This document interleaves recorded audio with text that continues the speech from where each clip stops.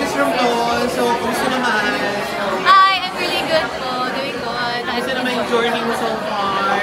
Ina-enjoy ko lang po since I'm a newbie in a national pageant. So, relax lang din po as what the front runners do. And dito po talaga mapipressure because, you know, I'm really looking forward for the sisterhood in this edition.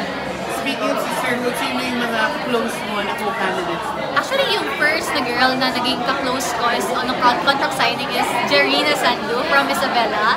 And of course, the other candidates with the same camp, we have Katrina Legado and Zoe Gabon from the Crown Initiatives.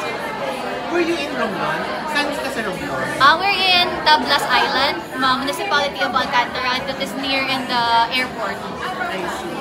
So, kumusta naman yung supporta ng mga taga-Romblon people sa journey mo? Yeah, nakakatuwa po kasi all-out support po sila. Yung mga taong hindi ko nami-meet before, parang mas nagiging close sila sa akin. Of course, the government of our province is really supportive, and especially our local director, Sir Pablo Mendez, and of course, the team behind me, the team Alcantara, they're also very supportive.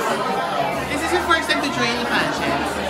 Pageant national, but I've joined competitions before, like Century Tuna Super Buds, yeah, like sa mga ano din po, TVs din na mga competition. What's your favorite beauty queen? My favorite beauty queen is of course Mia Wurzbach talaga. And we have national costume naman. Meron ka namang national costume for the competition? Yes, we have designs for national costume, but we're not yet doing it. Yes. Of course, may concept na ito. And can you describe in one word your national costume? Oh, I will describe it as very Romblon.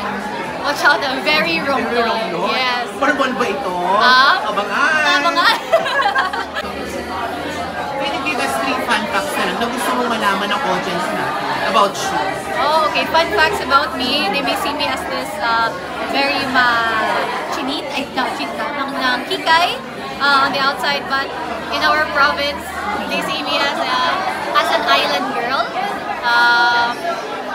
They always call me cowboy because I always wear whatever I want, not that sexy thing, the sexy na suotan. Do you think so? Cowboy? Ano ba? Island girl po talaga. Talagang ano ka, so blonder ka pala talaga. Probinsyana po talaga, probinsyana din talaga. So here in Manila, they see us like this. Oh my God, what's the secret of your waistline? Sobrang liit. Yes. Ayun. Hinahabol, hinahabol, yeah. Thank you so Thank you much. so much. And of course, invite mo naman yung our viewers to support your journey. You can also mention your socials. Yes, I'm inviting everyone to please support me, the province of Romblon.